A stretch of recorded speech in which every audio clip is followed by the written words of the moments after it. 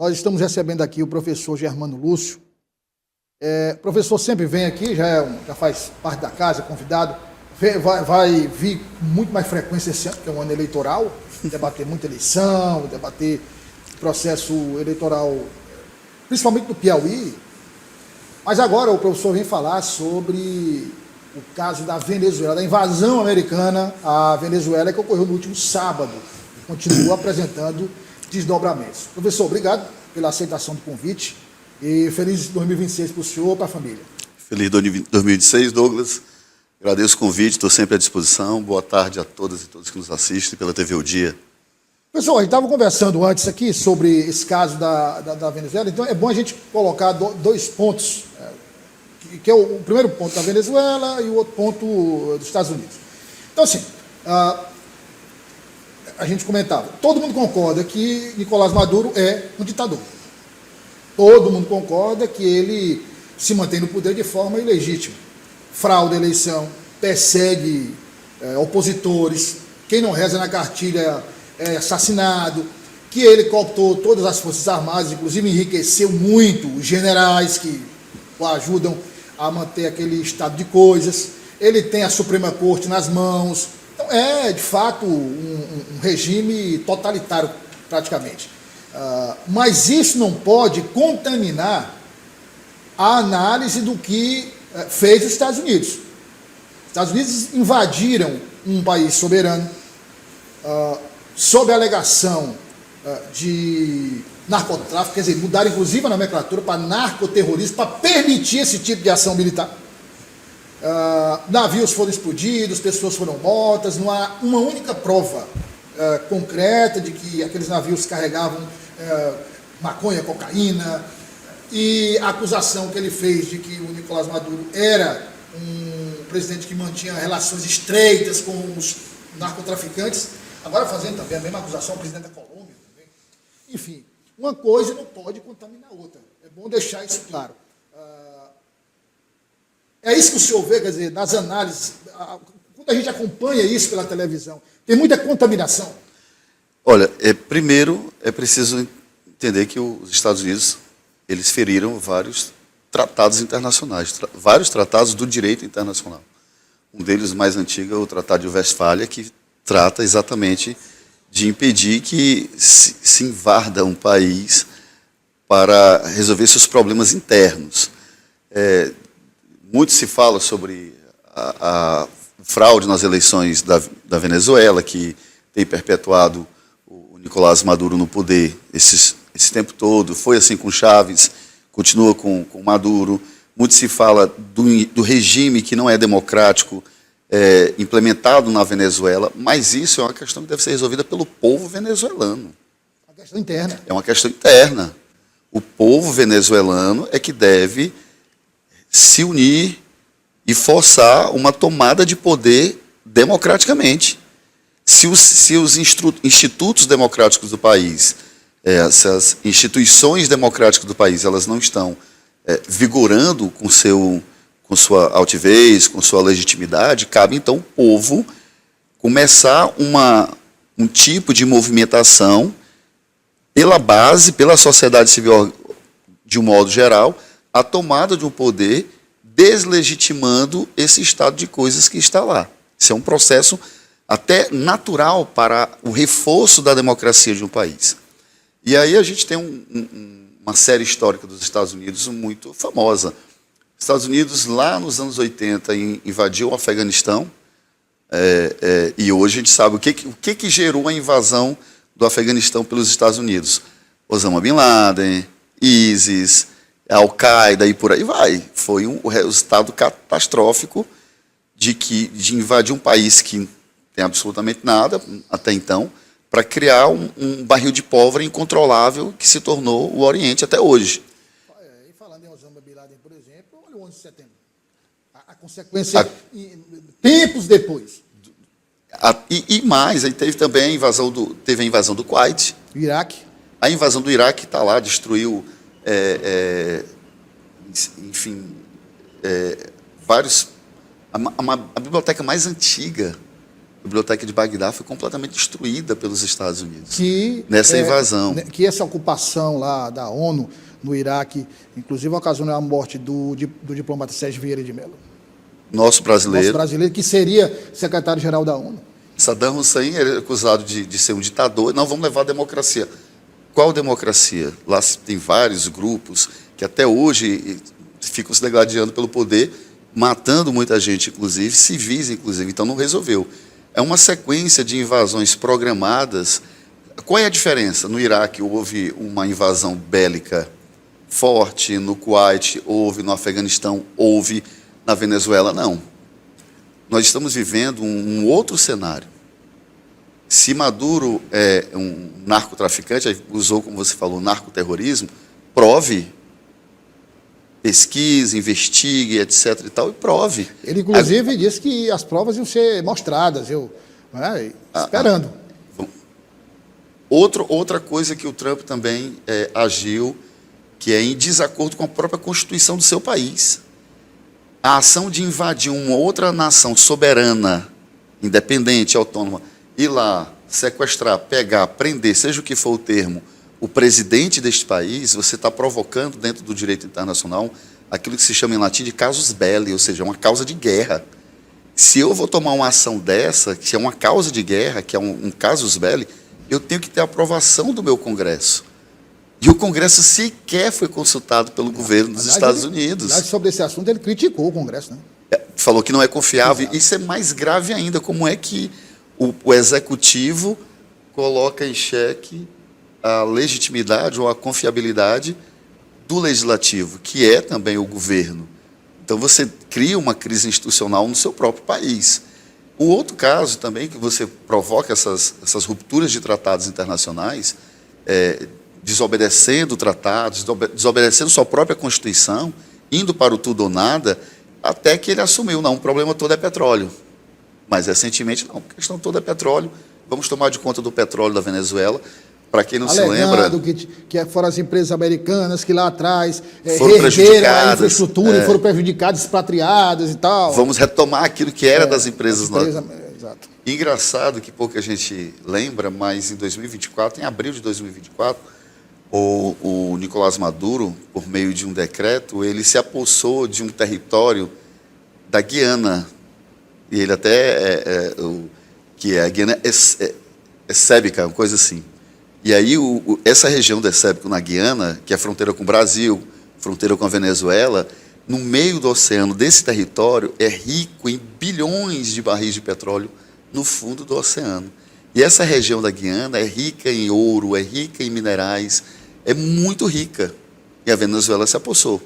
A Venezuela, todo mundo sabe, tem a maior reserva de petróleo do mundo. Mas operacionalmente produz muito pouco, né? Muito pouco porque não tem tecnologia, porque sofre uma sanção econômica também violenta. Então, todos esses processos, é um país que já foi sendo corroído por dentro. Na literatura mais recente, a gente chama isso de guerra híbrida. Os Estados Unidos têm provocado guerras híbridas.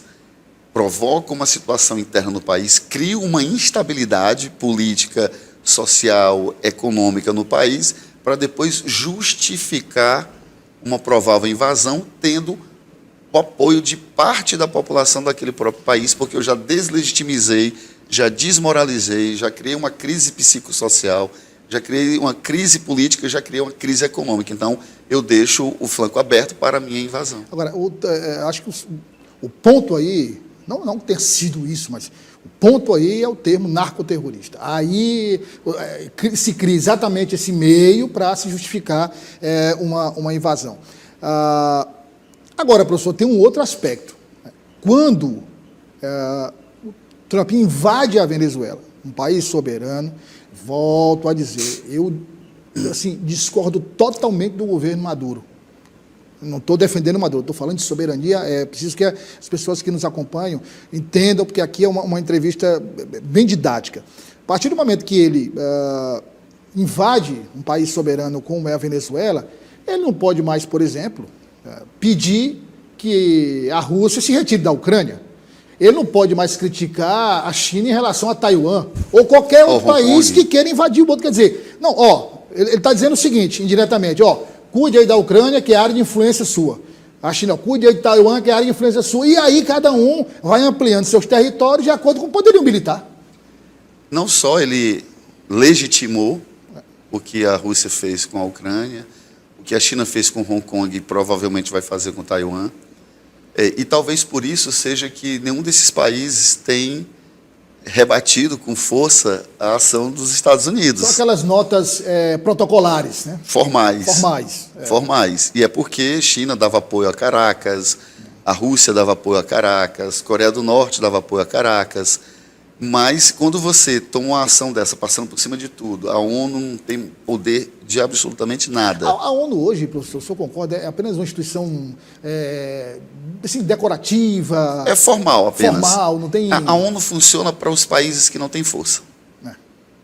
Porque os países que não têm força acabam sendo submetidos aos interesses dos países que têm força que compõem a ONU, né? O G20, o G8 e por aí vai. Então, os países que não têm força acabam se submetendo porque não tem outra alternativa. O outro perigo nós estamos tendo uma invasão dos Estados Unidos na fronteira com o Brasil. É verdade. Aqui no nosso quintal.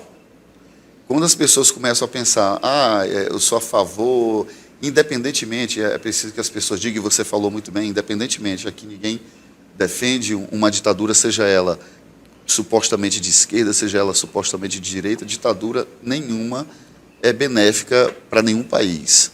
Tem até um ditado que a gente diz que se a democracia fosse o pior dos regimes políticos existentes, ela ainda seria o melhor. Só para você ter ideia. Pior. Ou menos pior.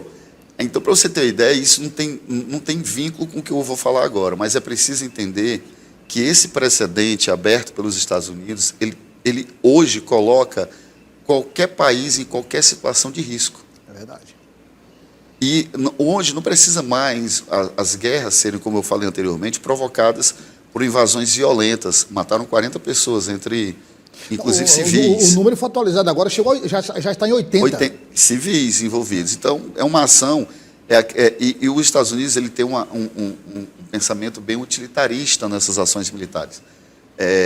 Na época lá, tem um documentário muito interessante chamado Sobre a Névoa da Guerra, com o McNamara, que aí ele explicando, justificando por que soltaram a bomba atômica em Hiroshima e Nagasaki, se é que tem justificativa para um negócio desse. Mas a justificativa a gente promove um mal menor digamos assim, em prol de um bem maior. Nós vamos matar centenas de milhares de japoneses, mas vamos salvar milhões e milhões no mundo inteiro para terminar com essa Segunda Guerra Mundial. Essa visão utilitarista você não pode levar em conta quando se fala de vidas humanas. O que é estatisticamente... E o cenário é um outro, completamente diferente. Então, como é que se faz hoje? Eles usam alguma narrativa, alguma justificativa, seja lá no Iraque, as armas químicas de destruir massa que nunca foram encontradas. Nunca. Que nunca foram encontradas, sejam a ameaça do Kuwait, que nunca foi também sacramentada, e agora com essa invasão e derrubada do Maduro na Venezuela com outra narrativa, que até então também não tem se apresentado de forma clara. Isso é perigoso, porque eles criam toda uma situação para que não haja resistência interna no país. Quer dizer, cria uma instabilidade para poder... Professor, agora tem um outro aspecto também, que é uma ação que tem várias lições, né, nessa história toda, tem várias lições. Um outro recado que os Estados Unidos passam, e aí na coletiva do Trump, ele disse muito claramente, nós somos a força militar mais poderosa do mundo, mais eficiente do mundo, e podemos fazer qualquer operação, em qualquer lugar do mundo, com um alto nível de precisão. Quer dizer, é recado para a Rússia, é recado para a China. Obviamente que aí, projetando um confronto com Rússia e China, aí é outro patamar, não é assim também. Mas você teve uma preparação, teve infiltração de agentes da CIA, da NSA, no círculo íntimo do Maduro, que inclusive passaram informações do que ele comia, da rotina, do que de como ele se vestia, onde ele estava especificamente. Construíram, inclusive, uma réplica em tamanho real do local em que ele morava, para não haver nenhum tipo... E entre a descida da Força Delta, que são os policiais de elite, no momento em que eles tocam o solo venezuelano e saem da Venezuela, com o Maduro e a esposa, foram 47 segundos. Muito rápido. É de uma eficiência. Aqui também não estou elogiando, estou analisando, a gente está analisando como foi feito. É de uma eficiência, professor, assustadora. Você imaginar que em 47 segundos você tira um presidente de um país. Aí quando e tal, já estava no meio da viagem, no navio, no militar, quer dizer, é um recado também que se passa, a gente tem isso aqui e nem usamos aí 5% do nosso poderio. E resultou nisso. Mas na Venezuela. Na Venezuela, que, por exemplo, tem uma as Forças Armadas são... É numerosa, mas é atrasada, obsoleta. Por exemplo, anda longe de ser até comparável com o Brasil, por exemplo. Demais. Então, foi eficaz. Um país corroído por dentro. Como você disse, o Maduro, o que sustenta o regime é a cooptação da elite militar, da elite jurídica, de parte da elite política, com cargos, com corrupção, e existe todo esse sistema de manutenção dessa ordem vigente. É um país corroído por dentro, então com as instituições em frangalhos. O nível de lealdade é uma lealdade comprada. Lealdade comprada, ela não é firme, que é o que o Maduro fez. Então, a lealdade comprada com cargo, ou com dinheiro, ou com corrupção, ela não é uma lealdade firme. Foi fácil entrar, claro, porque notoriamente pessoas de dentro do ciclo do Maduro favoreceram. Não foi uma coisa, não é uma operação feita do dia para a noite. É uma operação que já vem sendo construída há anos. Uma operação dessa no Brasil não seria tão fácil assim. Não seria. Uma operação, por exemplo, em outro país como Colômbia, também não seria tão fácil. Não seria. Na América do Sul nós temos exemplos de países que não seria fácil, até no caso do Brasil, pela questão geográfica também. A não ser que parte da elite desse país estivesse em conluio claro com quem fosse implementar uma ação dessas. E aí, como é que isso acontece? É o beabá, e vou repetir sempre. Primeiro, cria-se uma crise institucional interna no país para gerar um descontentamento coletivo, moldar uma certa narrativa que seja real ou não. Se tiver algum apoio na realidade, ela tem muito mais eficácia, mas se não tiver apoio, eu preciso repetir que aquilo acontece.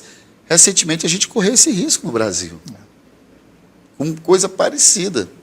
Não teve porque nossas instituições são mais sólidas, nós temos instituições democráticas que resistiram a ataques e estão resistindo. Você tem todas as críticas possíveis. Mas sim, são claro, independentes. Claro, e deve-se ter crítica, não existe não existe governo perfeito. Porque aí se não tiver crítica, não é democrácia. Não é democracia.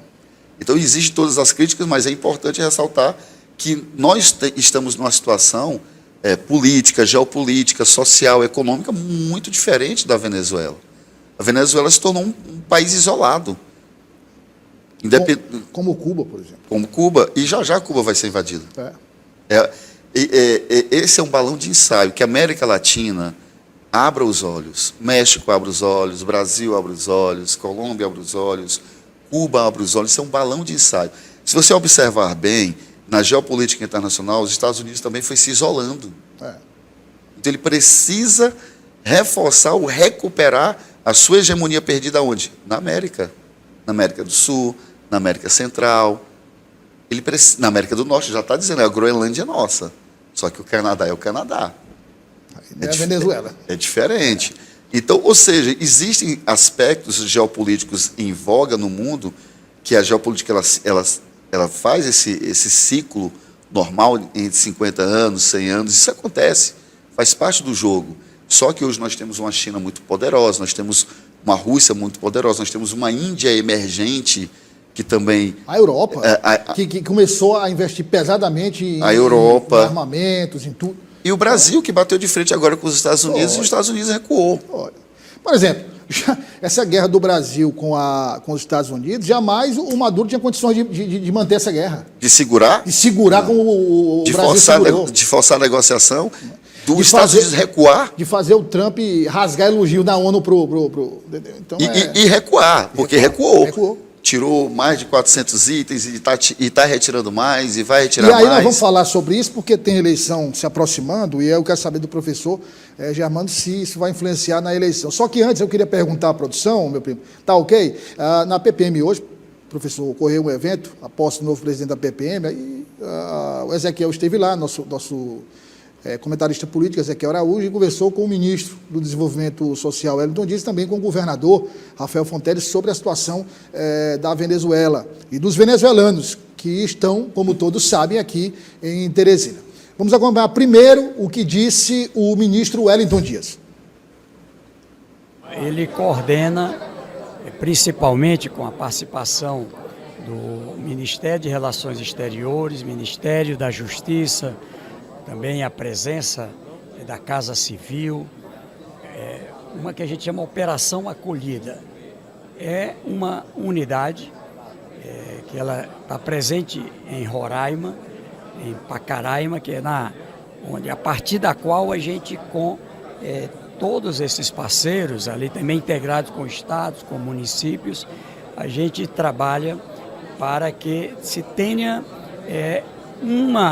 não só uma acolhida, mas também a condição de saber quem é que está entrando na fronteira do Brasil com a Venezuela. No Brasil hoje a gente trabalha, fora aquelas pessoas que já estavam, 600 mil venezuelanos, não é, que aqui ingressaram ao longo desse período. É bom lembrar que essa situação já vem de algum tempo.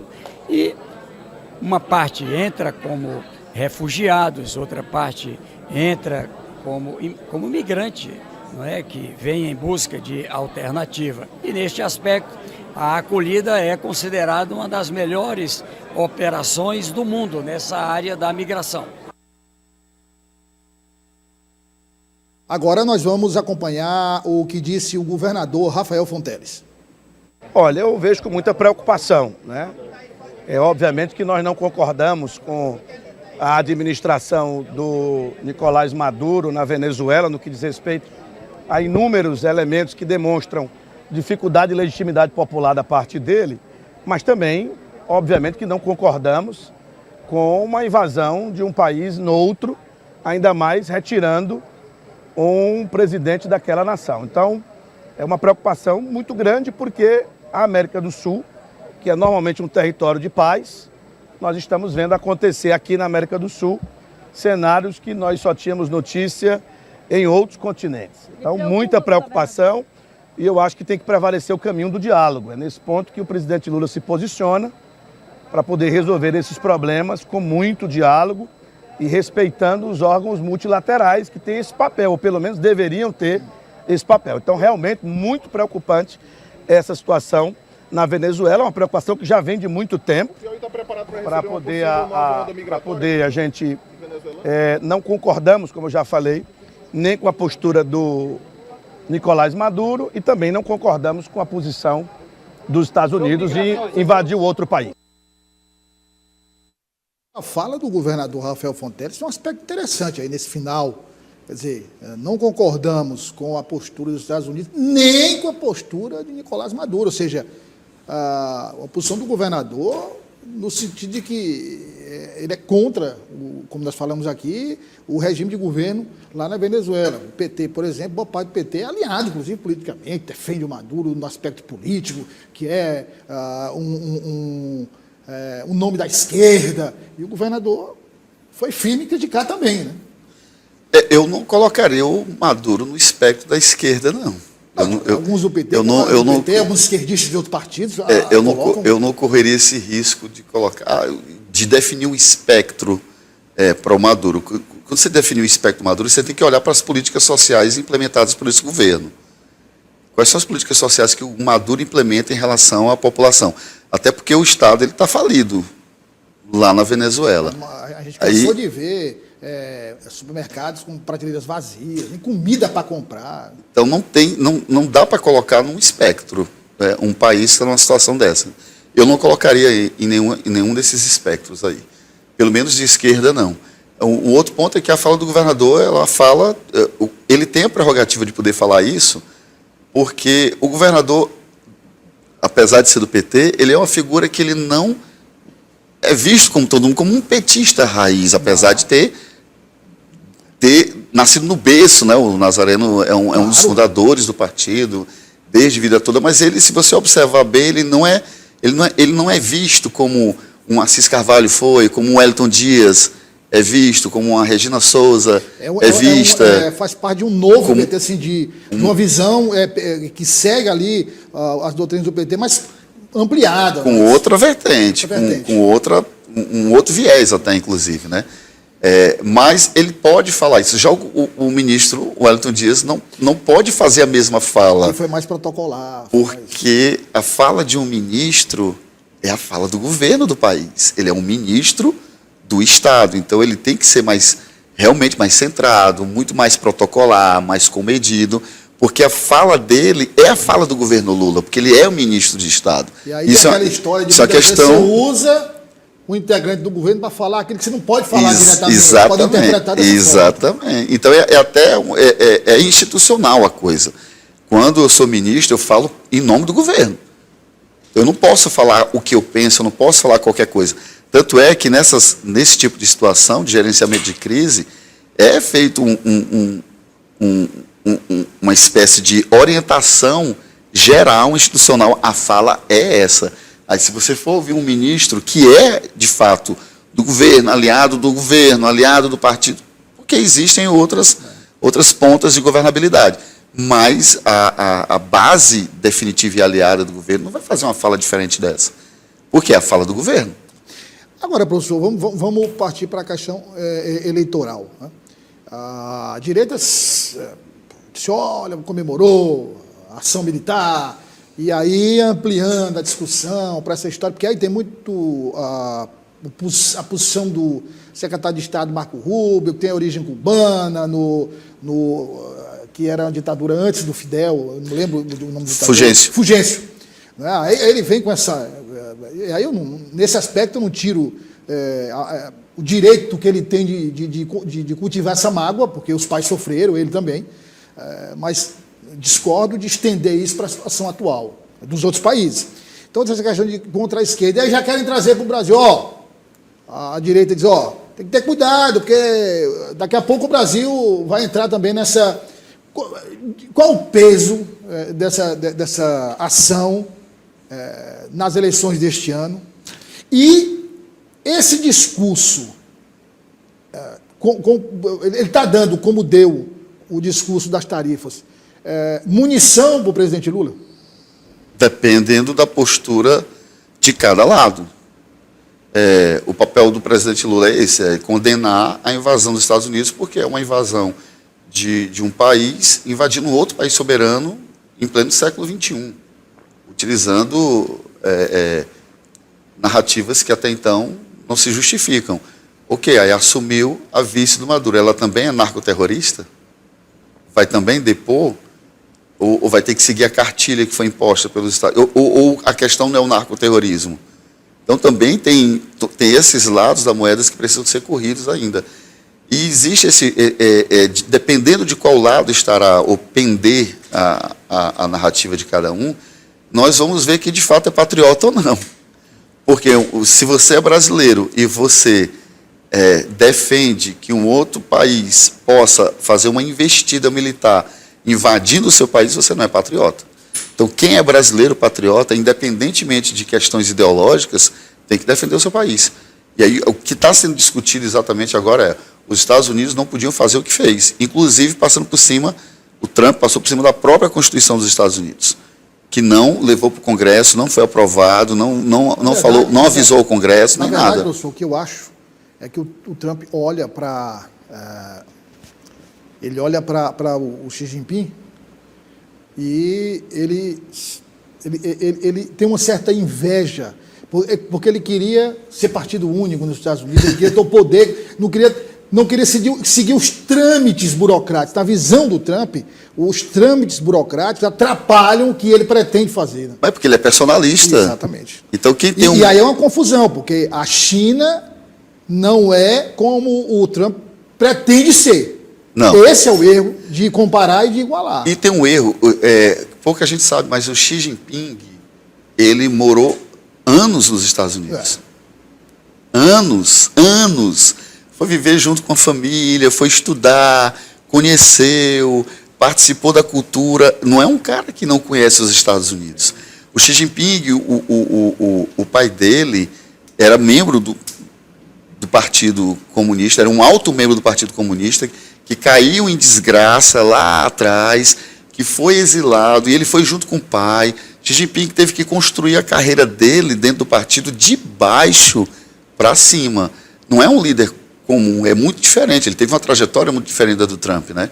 O Trump, ele, como os países democráticos sinalizam, qualquer um pode ser eleito presidente, qualquer um pode ser... A gente sabe que não é bem assim, mas pela condição de estrutura empresarial do Trump, que já era notoriamente conhecido no mundo inteiro, isso o alçou e o catapultou a ser o candidato do Partido Republicano, num cenário que foi preparado para a sua eleição. Teve o Brexit na Inglaterra, teve o movimento 5 Estrelas na Itália, teve outro movimento com um professor universitário na Espanha, que gerou todo esse combinado de guerra híbrida, de desinformação, de fake news, que desembarcou na própria eleição do Donald Trump, que não lembra que a Hillary Clinton financiou uma invasão terrorista nos próprios Estados Unidos. Né? Ou seja, existe todo um... As coisas, elas não acontecem, Douglas, desconectadas. Elas não são... E tem um ditado, o famoso efeito borboleta. Um voo de uma borboleta do Brasil pode provocar um furacão, um terremoto, um furacão lá no Japão, no outro lado do mundo. Porque, aparentemente, eventos aleatórios, que podem parecer aleatórios, eles têm lá na frente uma conexão. Nada é aleatório, nada é à toa.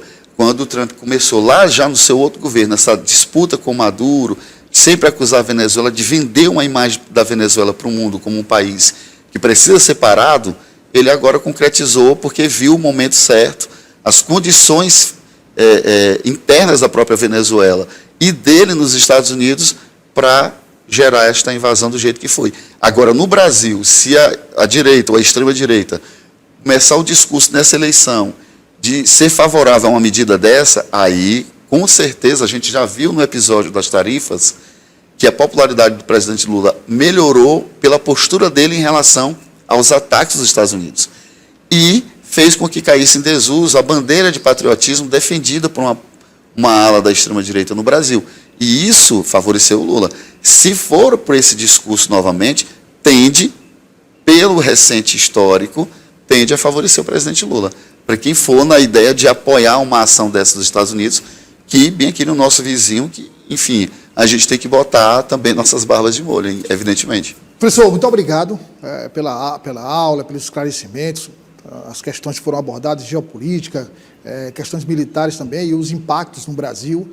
E a gente deixa o convite para o senhor voltar outras vezes para a gente tratar não só do caso da Venezuela, essa questão geopolítica, mas já deixando o convite aqui para a gente começar a tratar também, porque esse ano é um ano de eleições, e é um ano que tem muito tema para ser discutido. Eu me coloco à disposição sempre, Douglas. Prazer estar aqui. Obrigado mais uma vez.